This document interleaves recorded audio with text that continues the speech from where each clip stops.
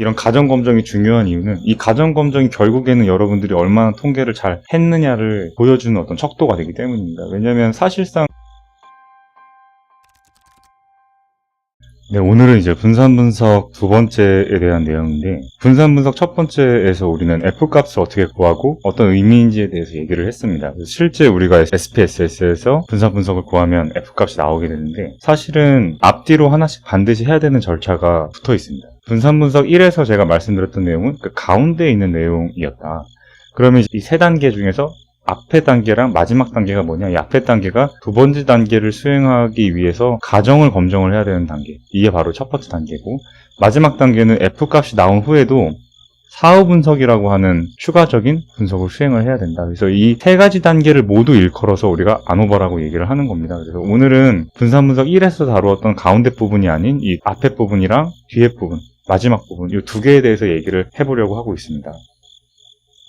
이제 가정 검정에 대해서 얘기를 할 텐데, 우리가 이제 가정 검정이랑 가설 검정은 다른 겁니다. 가설 검정은 우리가 통계 기법을 수행을 하면서 그걸 통해서 어떤 결론을 내리려고 가설을 검정을 하는 거고, 가정은 이 통계 기법을 수행할 수 있는 상태인지 확인을 하기 위한 일종의 어떤 사전 처리와 비슷한 그런 느낌입니다. 그래서 이거를 좀 쉽게 받아들일 수 있는 거는 데이터 전처리랑 비슷하다. 그래서 우리가 데이터를 가지고 뭔가 분석을 하기 전에는 미싱도 제거를 해야 되고 뭔가 데이터 전처리를 해야 되잖아요. 마찬가지로 통계를 돌리긴 했는데 이 결과값을 우리가 해석을 해도 되는 건지를 확인을 하는 작업이 바로 이 가정을 검정하는 작업입니다. 이런 가정 검정이 중요한 이유는 이 가정 검정이 결국에는 여러분들이 얼마나 통계를 잘 했느냐를 보여주는 어떤 척도가 되기 때문입니다. 왜냐하면 사실상 실제 우리가 손으로 T값이나 F값을 계산하진 않습니다. 왜냐하면 결국은 다 SPSS나 다른 컴퓨터 프로그램이 해주는 건데, 이런 가정 검정을 챙겨가지고 이제 논문이라든지 보고서에 넣냐 안 넣었냐에 따라서 이 사람이 진짜 이 기법을 잘 알고 썼구나, 혹은 모르는데 그냥 대충 결과만 해석을 했구나라는 게 딱 갈려지기 때문에 여러분들은 꼭 이런 모든 통계 기법을 하기 전에는 가정 검정을 꼭 해야 됩니다. 아노바에서는 등분산성이라고 하는 게 반드시 검정이 돼야 된다. 그래서 이 등분산성 검정을 해야 되는 이유는 이게 집단 간 비교할 수 있는 상태인지를 확인을 하기 위해서다.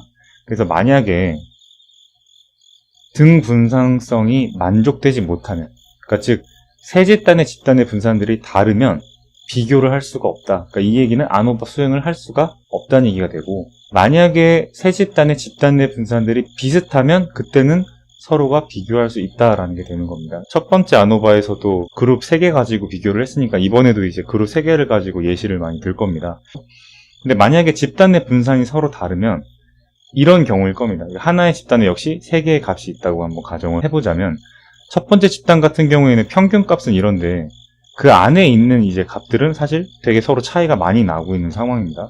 근데 이제 두 번째 집단이랑 세 번째 집단 같은 경우에는 이제 아주 이상적인 상황, 그러니까 즉 집단 내 분산이 0, 그러니까 즉 이 하나의 집단에 속해 있는 값들이 모두 이게 정확하게 같은 값들을 가진 상황을 얘기를 하고 있습니다. 이 경우에는 동등하게 비교를 하기가 어려운 이유가, 이 첫 번째 집단에서에 있는 어떤 값이랑 이 두 번째 집단에 있는 값들이 비슷한 값이 이렇게 나올 수도 있거든요. 그러니까 즉 집단끼리 이렇게 구별이 명확하지가 않게 되는 문제가 있습니다. 그러니까 즉 등분산성이 만족을 하지 못하면 이게 집단끼리 구별이 애매해질 수가 있다. 그래서 동등하게 비교를 하기가 어려워진다라고 하는 게 바로 이 등분산성의 핵심이 됩니다. 그래서 이 등분산성을 검정하기 위해서는 등분산성의 가설을 확인을 해야 된다. 그래서 0가설은 뭐냐? 모든 집단 내 분산이 같다. 바로 이런 경우가 되는 거죠, 지금. 그럼 대안가설은 뭐냐? 모든 집단 내 분산이 같지는 않다. 그러니까 이런 모양이 나올 수 있다는 얘기겠죠. 근데 우리가 보통 통계 분석을 하게 되면 대안가설을 우리가 채택을 하길 바라잖아요. 근데 이런 식으로 가정 검정에는 우리는 0가설을 채택을 해야 됩니다. 왜 그러냐? 지금 이게 이상적인 상태란 말이죠. 그래서 집단 내 분산들이 집단 간 모두 이렇게 0으로 같아서 비교를 하기에 가장 적절한 상태가 되어 있는 상태. 근데 보통 우리가 0가설은 어떤 값이 F든 T든 이게 0이다. 그리고 이제 대안가설은 F나 T나 카이스퀘어나 이런 값들이 0보다 되게 크다라고 하는 게 이제 보통 대안가설이잖아요. 근데 이제 보통 우리가 가정이라고 하는 거는 지금처럼 분산이 같다든지 이런 식이 많기 때문에 99% 영가설을 지지해야 됩니다. 실제 본 분석에서는 영가설을 기각을 하고 대안가설을 지지를 하는 식으로 돼야지 우리가 원하는 상황인 건데, 가정검정의 결과는 우리가 거꾸로 영가설을 지지를 해야지 이 분석 방법을 수행할 수 있는 조건이 갖춰졌다라고 판단을 하기 때문에 우리는 H0가 나오기를 바라야 되는 겁니다. 그러니까 즉 P값이 0.05보다 커야 된다. H0가 됐어. 모든 집단의 분산이 같아. 그럼 이제 아노바를 할 수가 있는 거죠. 그래서 넘어온 겁니다. 이제 아노바를 하는데, 그 아노바의 가설은 뭐냐? H0는 모든 집단의 평균이 같다. 그림으로 표현하면 이렇게 될 거고, 대안 가설은 뭐가 되냐면 모든 집단의 평균이 같지는 않다 라고 해서 사실 그림으로 표현하면 굉장히 여러 개가 나올 수가 있어요. 왜냐? 이것도 지금 A, B, C라고 하면 A, B, C가 모두 다르죠?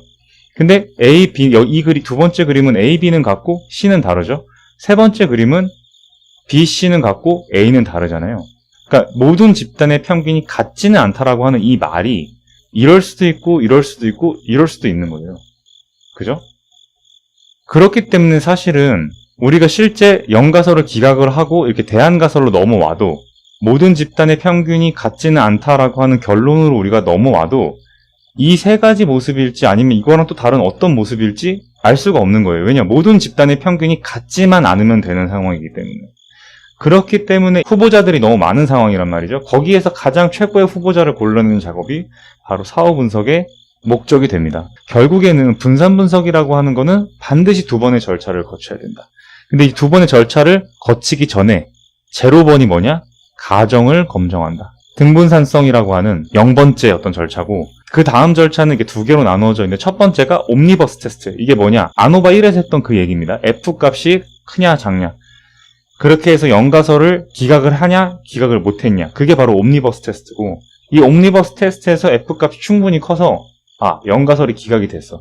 영가설을 지금 기각을 하고 모든 평균이 같지는 않다라고 하는 대안가설로 넘어왔지만 이 세 개 중에 어떤 모습이 나올지를 모르는 거죠. 그렇기 때문에 이 세 개의 집단에서 얘랑도 A랑 B랑도 비교해보고 B랑 C랑 비교해보고 A랑 C랑 다 비교를 해보는 그런 작업들을 우리가 포스트혹 테스트라고 얘기를 합니다. 그렇기 때문에 아노바는 반드시 그냥 한 번 딱 돌려서 그 F값 해석하고 끝나는 게 아니고, F값이 크기 때문에 포스트혹 어널러시스를 해야 될 것 같다. 사후 분석을 해야 된다. 라고 해서 사후 분석까지 진행을 해야 됩니다. 만약에 여기서 F값 1이랑 거의 비슷하게 나와버린 거죠. 기각을 못했어. 그러면 사후 분석할 필요가 없어요.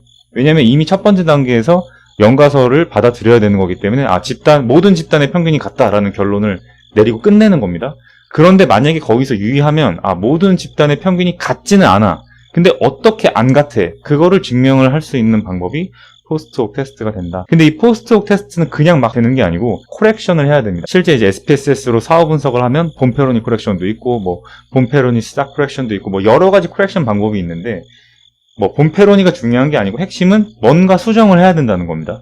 사후 분석은 그냥 하면 안 되고 뭔가 수정을 해야 되는데, 뭐를 수정하냐? 일종 오류를 수정을 해야 된다. 왜? 일종 오류가 증가하기 때문에 그러는 거거든요. 이게 왜 그러냐? 예시에서 A, B, C 세 그룹이 있어요. 어떻게 다른지를 알기 위해서는 A랑 B도 한번 비교해봐야 되고 B랑 C도 한번 비교해봐야 되고 A랑 C도 한번 비교를 해봐야 되죠. 그죠? 근데 그 각각의 결론을 내릴 때 일종 오류를 저지르지 않을 확률을 0.95로 우리가 다 맞춰놨단 말이죠. 근데 가위바위보 상황에서 한 번 이길 확률은, 내가 한 번 이길 확률은 3분의 1이에요.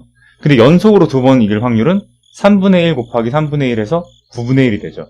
근데 세 번 연속으로 이길 확률은 다시 3분의 1 곱해서 27분의 1이 되죠. 그러니까 즉 연속으로 뭔가를 계속 이기거나 맞거나 하려면 확률이 계속 떨어지게 되어 있어요. A와 B는 달라. 근데 이 결론을 내릴 때 일종 오류를 저지르지 않을 확률이 0.95로 고정을 해놓은 상태에서 우리가 했을 거란 말이죠. 근데 지금 우리가 한 번 하고 끝나는 게 아니고 사후 분석은 A랑 B도 해봐야 되고 B랑 C도 해봐야 되고 A랑 C도 해봐야 된다는 얘기죠. 근데 만약에 집단수가 늘어났어요. 그럼 그만큼 많이 해봐야 되죠. 얘랑도 해봐야 되고 얘랑도 해봐야 되고 여러 번 이런 걸 해야 되는 거예요. 여러 번. 근데 이게 모두 다 맞아야 되는 거죠. 그죠? 그래서 이런 판단들이 동시에 모두 맞아야 되기 때문에 곱해주면 0.86으로 일종 오류를 저지르지 않을 확률이 너무 작아져 버려요. 이 세 개를 동시에 만족시키는 판단, 일종 오류를 저지르지 않을 확률이 0.86으로 우리가 처음에 설정했던 0.95에 비해서 굉장히 떨어져 버렸다. 왜냐면 이게 0.95를 여러 번 곱하게 되니까 이렇게 값이 떨어졌다.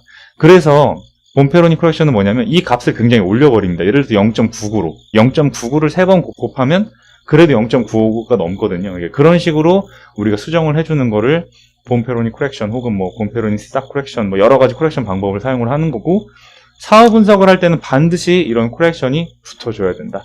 이런 코렉션을 하지 않으면 1종 오류가 팽창이 돼가지고 우리가 내리는 결론이 지나치게 1종 오류를 저지를 확률이 높은 판단이 된다.